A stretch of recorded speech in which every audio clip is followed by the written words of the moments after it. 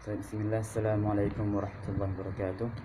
Alhamdulillah subhanahu alladhi kayfa al-kayfa fala kayfa lahu ayyana al-ayna fala ayna lahu salatu wassalamu ala rasulillah wa ala alihi wa sahbihi wa mawalahu tabi'ahudah amma ba'd.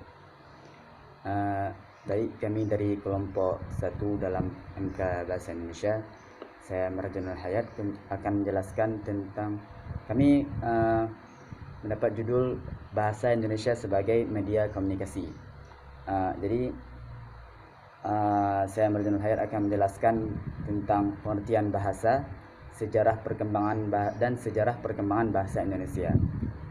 Jadi semuanya terdapat 8 subbab. Kemudian ada kedudukan dan fungsi bahasa Indonesia. Bahasa Indonesia yang baik dan benar akan dijelaskan oleh saudari Mutia. Kemudian ada aspek bahasa dan bahasa mempengaruhi perilaku. Itu akan dijelaskan oleh saudari Lisayana. Kemudian yang terakhir ada ragam dan laras, juga laras bahasa. Jadi itu akan dijelaskan oleh saudari Fatlariani. Ya. Dan langsung saja kita masuk ke pengertian bahasa. Jadi pengertian bahasa adalah alat yang digunakan manusia dalam melakukan komunikasi. Selain sebagai alat, bahasa juga dipandang sebagai budaya yang perlu diwarisi dan dilestarikan karena merupakan kekayaan. Jadi kenapa dikatakan dengan alat yang digunakan manusia dalam melakukan komunikasi? Jadi ketika kita ingin mengatakan sesuatu, ingin menyampaikan sesuatu, ingin berkomunikasi, kita bisa menggunakan bahasa dalam di sini. Baik itu bahasa bicara maupun bahasa isyarat. Karena isyarat juga termasuk bahasa. Kemudian juga sebagai budaya yang perlu diwarisi dan dilestarikan. Nah, seperti yang kita ketahui bahwasanya di dunia ini terdapat banyak kali bahasa. Juga di Indonesia juga terdapat banyak kali bahasa. Berbagai bahasa suku. Di Aceh sendiri kita lihat bukan cuma satu, ada bahasa Aceh, bahasa Gayo, bahasa Alas dan lain sebagainya. Jadi bahasa ini perlu dilestarikan. Kenapa? Karena itu sebuah budaya, identitas suatu suku. Begitulah dia. Kemudian ada di sini juga sebagaimana yang kita ketahui bahwasanya manusia ini makhluk sosial, yaitu tidak bisa hidup dengan sendirinya. Jadi ketika kita berinteraksi dengan orang lain, kita tentu perlu bagaimana cara berinteraksi. Disinilah bahasa berperan penting dalam mewujudkan kesosialisasian manusia itu sendiri. Juga di sini jelaskan, ketika kita berbicara atau menulis, kata-kata yang kita ucapkan atau kita tulis tidak tersusun begitu saja, melainkan mengikuti aturan yang ada. Untuk mengungkapkan gagasan, pikiran atau perasaan, kita harus memiliki kata dan menyusunnya sesuai dengan aturan kebahasaan. Seperangkat aturan yang menjadi pedoman pemakaian bahasa disebut tata bahasa. Begitu. Jadi ketika menggunakan bahasa itu tentu ada aturannya sendiri. Aturan itu memang sudah terjadi begitu saja ketika bahasa itu tercipta dengan sendirinya. Seperti dalam bahasa Indonesia ketika kita ingin ingin mengungkapkan benda ini, jadi kita akan mengatakan ini pulpen. Bisa kita mengatakan bahasa ini meja, dan tentu akan beralih maknanya. Begitulah dia ada aturannya tersendiri. Dan juga semua tata bahasa itulah yang disebut dengan tata bahasa. Semua peraturan itu, kaedah-kaedah itu disebut dengan tata bahasa. Bahasa Indonesia ada tata bahasa yang terkumpul dalam buku-buku bahasa Indonesia, dalam buku EYD. Begitu juga dengan bahasa-bahasa lainnya. Dalam bahasa Arab ada kaedah, nahwu, saraf, balaghah dan sebagainya. Bahasa Inggris ada grammar, pronunciation dan lain sebagainya. Jadi bahkan bahasa suku-suku tersendiri, bahasa Aceh juga terdapat kaedah-kaedah. Banyak beberapa ahli bahasa yang memang sudah lama mengatur kaedah yang terjadi pada bahasa Aceh. Begitu. Juga disebutkan dalam pandangan ahli bahasa, ahli budaya, bahasa memungkinkan kita membentuk diri sebagai makhluk bernalar, berbudaya dan berperadaban. Dengan bahasa kita membina hubungan dan kerjasama, mengadakan transaksi dan melaksanakan kegiatan sosial dengan peran masing-masing. Seperti yang sudah dijelaskan tadi, dengan bahasa kita mewarisi kekayaan masa lampau menghadapi hari ini dan merencanakan masa depan.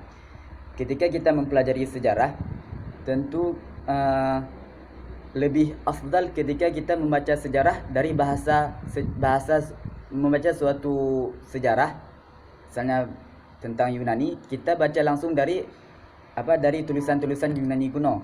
Jadi tentu di sini kita perlu bahasa Yunani agar kita bisa mewarisi kekayaan masa lampau. Contoh dalam ilmu filsafat. Jadi filsafat itu dulunya ada Socrates, Aristoteles dan Plato. Dari bahasa orang ini mereka berbahasa Yunani. Kemudian datanglah orang-orang Islam, baik itu Ibnu Sina, Ibnu Rushd. Mereka mengambil ilmu dari filsafat kuno dari Aristoteles dan Plato. Tentu mereka terlebih dahulu harus mengetahui bahasa Yunani. Jika mereka tidak mengetahui bahasa Yunani, maka bagaimana mungkin bisa mereka mengambil ilmu dari bangsa Yunani tersebut. Begitu juga dengan bangsa kita di sini, bahasa Aceh.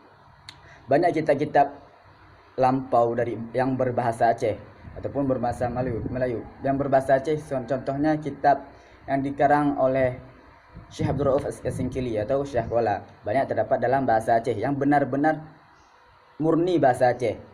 Jadi ketika kita ingin mengambil isi dari kitab itu yang dengan ilmu yang sangat kaya di dalam kitab itu, jadi kita harus mengetahui bahasa Aceh itu sendiri. Tidak bisa kita langsung membacanya sedangkan kita tidak memahami bahasa Aceh. Tentu kita tidak memahami isi dari kitab tersebut. Mewarisi kekayaan masa lampau, menghadapi hari ini dan merencanakan masa depan. Begitu. Kemudian langsung saja masuk ke sejarah perkembangan bahasa Indonesia.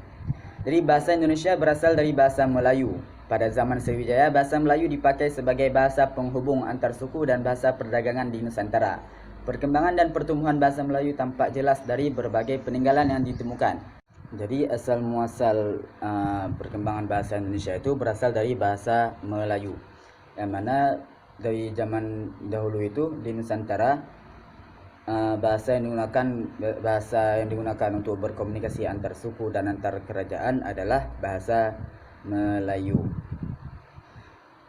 Seperti yang kita ketahui bahwasanya pada zaman dahulu itu perdagangan terjadi antar pulau dan antar kerajaan. Bahasa yang mereka gunakan adalah bahasa Melayu.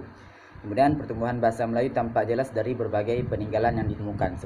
Jadi terdapat beberapa bukti bahwasanya dulu itu bahasa Melayu yang digunakan secara umumnya. Itu ada tulisan nisan di Minyit 7 di Aceh pada tahun 1380, prasasti Kedukan Bukit di Palembang, prasasti Talang Tuo di Palembang, prasasti Kota Kapur di Bangka Barat, prasasti Karang Berahi Bangko Merangi Jambi. Dan bahasa Melayu berfungsi pada saat itu sebagai bahasa kebudayaan, yaitu bahasa suku-suku yang berisi aturan hidup dan sastra sebagaimana yang sudah disebutkan tadi. Jadi contohnya adalah kitab dari Syekh Kuala. Jadi terdapat berbagai prasasti dan kitab-kitab kuno yang terdapat dalam bahasa Melayu. Kemudian ada sebagai bahasa penghubung atau lingua franca antar suku di Indonesia. Juga bahasa perdagangan baik bagi suku yang ada di Indonesia dan suku di luar Indonesia. Juga bahasa resmi kerajaan seperti yang sudah dikatakan tadi, salah satunya adalah Kerajaan Sriwijaya. Nah, kapan lahir bahasa Indonesia? Bahasa Indonesia lahir pada tanggal 28 Oktober 1928. Pada saat itu, para pemuda dari berbagai pelosok Nusantara berkumpul dalam satu musyawarah dan menyepakati 3 ikrar. Kami putra-putri Indonesia mengaku bertumpah darah satu tanah air Indonesia. Kami putra dan putri Indonesia mengaku sebagai berbangsa satu bangsa Indonesia. Kami putra dan putri Indonesia mengaku menjunjung bahasa persatuan bahasa Indonesia. Nah, jadi ini adalah Sumpah Pemuda yang seperti kita ketahui bersama. Ini adalah ikrar dari isi Sumpah Pemuda. Yang mana ikrar ketiga adalah menjunjung bahasa persatuan bahasa Indonesia. Nah, pada saat inilah awal munculnya bahasa Indonesia. Maksud muncul di sini bukan semerta-merta langsung ada dari simsalabim dari tidak ada menjadi langsung ada bahasa Indonesia. Jadi Melayu langsung berubah ke Indonesia. Tidak seperti itu. Tetapi ini sebagai simbol loncatan awal bagi penggunaan bahasa Indonesia dari bahasa Melayu yang sudah berubah sedikit demi sedikit ke bahasa Indonesia sebagai bahasa nasional. Yang kemudian pada tanggal 18 Agustus 1945, bahasa Indonesia dinyatakan kedudukannya sebagai bahasa negara dengan Undang-Undang Dasar 1945 Pasal 36. Dalam undang-undang disebutkan bahwa bahasa negara adalah bahasa Indonesia. Mulai saat itulah bahasa Indonesia dipakai oleh berbagai lapisan masyarakat Indonesia. Diresmikan dan dicantumkan dalam undang-undang pada tanggal 18 Agustus. Bagaimana kita ketahui bahwasanya ini 1 hari setelah kemerdekaan Indonesia. Ini juga menyatakan bahwasanya bahasa itu sangat penting bagi sebuah kebangsaan, yang mana ketika sehari setelah merdeka, Indonesia langsung memfokuskan pada bahasa tersebut, tidak menunggu beberapa bulan selanjutnya, begitu. Nah, bahasa Melayu tentu memiliki banyak dialek yang berbeda-beda. Jadi dasar yang dipakai adalah bahasa Melayu Riau dari abad ke-19. Nah, jadi yang digunakan bahasa Melayu yang digunakan adalah bahasa Melayu Riau dari abad ke-19. Jadi dari bahasa itu berubah sedikit demi sedikit menjadi bahasa Indonesia. Bahasa Indonesia sendiri banyak terjadi perubahan-perubahan. Yaitu pembakuan terlebih dahulu. Kenapa? Kita lihat karena dulu seperti kita ketahui semua bahwasanya bangsa Indonesia itu dijajah. Jadi banyak bahasa-bahasa serapan asing yang menjadi bahasa Indonesia yang dibakukan setelahnya. Jadi tidak heran jika kadang beberapa benda dalam bahasa Indonesia sama artinya dengan bahasa Portugis, bahasa Belanda, bahkan bahasa Jepang sekalipun. Jadi asal muasalnya seperti itu. Jadi ketika penjajahan datang, maka bahasa penjajahan itu sedikit demi sedikit juga masuk ke dalam bahasa yang dijajah, seperti itu. Juga karena terjadi berbagai perhubungan perdagangan dengan negeri luar, jadi terdapat istilah-istilah yang diserap menjadi bahasa Indonesia. Jadi bahasa Indonesia yang baik dan benar itu adalah bahasa Indonesia itu adalah yang terdapat data bahasanya di dalam buku-buku, baik buku ED atau buku-buku bahasa Indonesia. Namun dalam penggunaan sehari-harinya banyak masyarakat yang bercampur bahasa Indonesia dengan bahasa ibunya, yang mana bahasa ibu Indonesia terdapat 748 bahasa yang ada di Indonesia. Itu masih bahasa yang bahasa ibu ada 748 bahasa.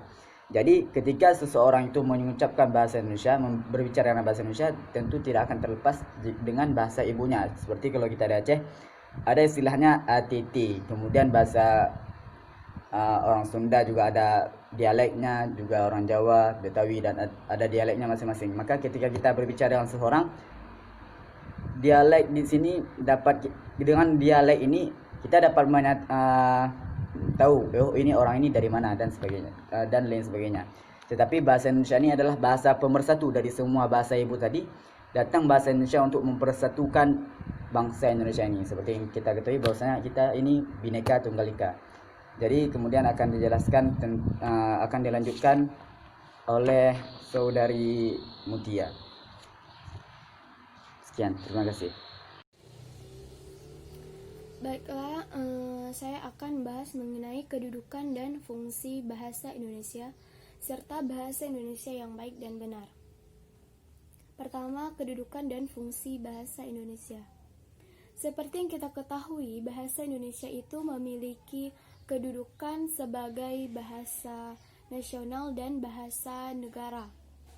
Sebagai bahasa nasional, bahasa Indonesia memiliki fungsi yang pertama sebagai lambang kebanggaan nasional, yang kedua sebagai lambang identitas nasional, dan yang ketiga sebagai alat pemersatu berbagai masyarakat.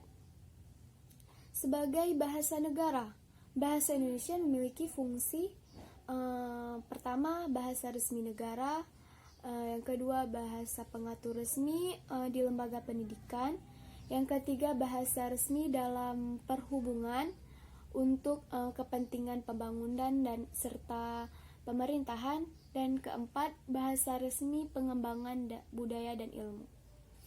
Karena bahasa Indonesia ini sifatnya itu luas sehingga mampu menjalankan fungsinya sebagai sarana masyarakat modern. Apa-apa saja fungsinya? Yang pertama, bahasa sebagai alat ekspresi diri. Yang kedua, sebagai alat komunikasi. Dan ketiga, bahasa sebagai alat integrasi dan adaptasi sosial. Dan yang keempat, sebagai alat kontrol sosial. Baiklah, selanjutnya yang kedua, bahasa Indonesia yang baik dan benar.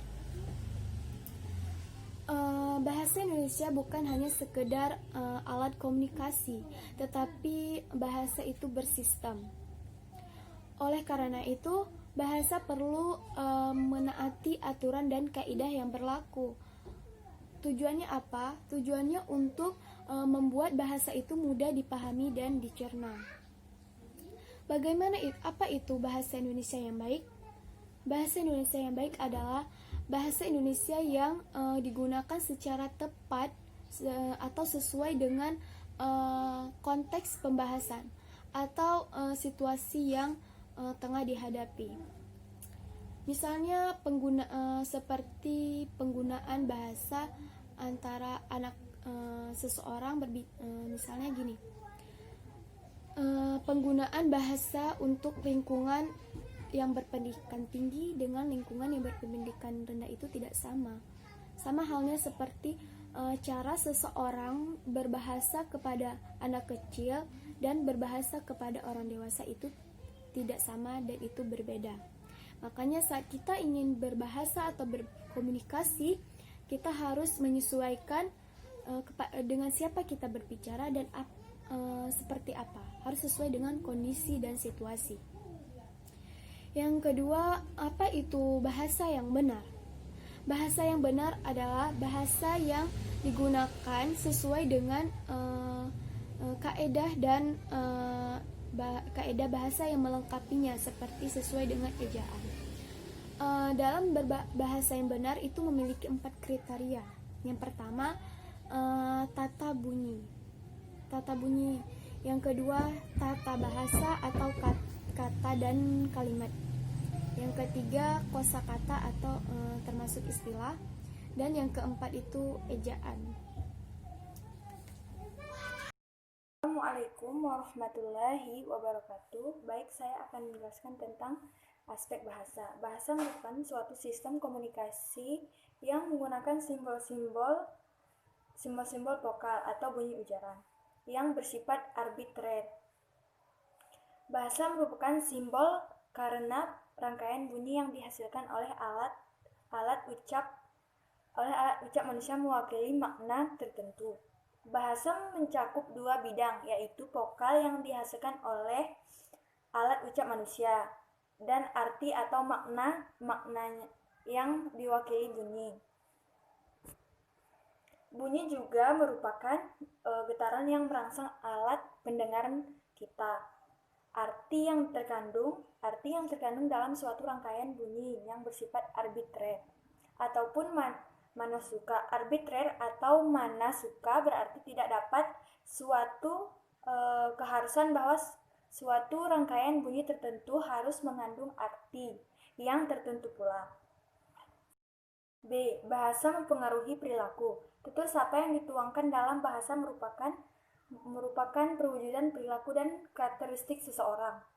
Sabriani 1963 mempertanyakan apakah bahasa mempengaruhi perilaku manusia atau tidak. Sebenarnya ada variabel lain yang berbeda di antara variabel tersebut adalah variabel realitas. Jika hal ini benar, terbukalah peluang bahwa belum tentu bahasa yang mempengaruhi perilaku manusia, bisa jadi realita atau keduanya. Bahasa dan realita. 1974 mengatakan bahwa bahasa adalah sistem simbol dan tanda. Maksud sistem simbol adalah hubungan simbol dengan makna yang dimaksud dengan sistem Dengan sistem tanda adalah hubungan tanda makna bukan konvensional, tetapi ditentukan oleh sifat atau ciri tertentu yang dimiliki benda atau situasi yang dimaksud dalam bahasa Indonesia.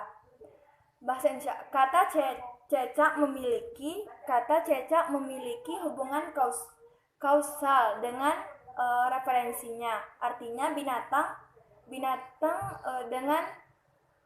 binatang itu tersebut cecak karena suaranya kedengaran seperti cak oleh karena itu cecak disebut tanda bukan simbol. Dari uraian di atas dapat dipahami bahwa sesuatu cara mengungkapkan makna adalah dengan bahasa dan masih banyak cara lainnya. Mengungkapkan makna adalah dengan bahasa dan masih banyak cara lainnya. Bahasa dan perilaku, seperti yang telah diuraikan di atas, dalam bahasa selalu tersirat realita. Sementara perilaku selalu merujuk pada perilaku komunikasi. Komunikasi bisa terjadi jika proses decoding dan encoding berjalan dengan baik. Kedua proses ini dapat berjalan dengan baik jika baik encoder maupun sama-sama memiliki pengetahuan dunia dan pengetahuan yang sama. Omaggio 1986 artinya si pembicara dengan lawan bicaranya. Harus memahami topik yang dibahas. Yang dapat digunakan Bolliger 1981 menyatakan bahwa bahasa memiliki sistem fonem yang terbentuk dan distinctive features bunyi sistem morfem dan sintaksis untuk mengungkapkan makna bahasa harus berhubungan dengan dunia luar. Dunia luar adalah dunia di luar bahasa, termasuk dunia dalam. Penatur bahasa, dunia dalam pengertian seperti inilah di server realita. Penjelasan Bolliger tersebut menunjukkan bahwa makna adalah berhubungan antara realita dan bahasa. Sementara makna adalah hasil hubungan bahasa dan realita. Sekian, sampai sini saja. Assalamualaikum warahmatullahi wabarakatuh. Saya akan menjelaskan ragam dan laras bahasa. Ragam bahasa ialah variasi bahasa menurut pemakaiannya. Topik yang dibicarakan, hubungan pembicara, dan medium pembicaranya. Dalam Kamus Besar Bahasa Indonesia atau KBBI, pengertian ragam bahasa ini dalam berkomunikasi perlu memperhatikan beberapa aspek. Yang pertama, itu situasi yang dihadapi, permasalahan yang hendak disampaikan, latar belakang pendengar atau pembaca yang dituju, medium atau sarana bahasa yang digunakan. Ragam bahasa yang kita gunakan untuk berbicara dengan orang lain berbeda. Contohnya, apabila berbicara dengan teman, kita menggunakan ragam bahasa bisa sedikit akrab tetapi sopan. Namun, apabila kita berbicara dengan orang tua, guru, ataupun dosen, kita menggunakan ragam bahasa yang sopan dan halus. Contoh ragam formal itu seperti saya, Anda, Bapak, Ibu, ataupun saudara. Ragam semi formal itu seperti aku dan kamu. Dan ragam bahasa non formal itu seperti gue. Ragam bahasa itu terdiri atas ragam bahasa baku, dan ragam tidak baku. Media pengantar atau sarananya itu ada ragam lisan dan ragam tulisan. Dan berdasarkan situasi dan pemakaiannya itu ada ragam bahasa baku tulis dan ragam bahasa baku lisan. Selanjutnya, laras bahasa. Laras bahasa adalah salah satu aspek sosiologinguistik yaitu mengenai bahasa dan penggunaannya. Bahasa senantiasa memamerkan perbedaan dalam penggunaannya yang boleh dikatakan sebagai ragam bahasa. Dan banyak definisi laras bahasa dari berbagai ahli.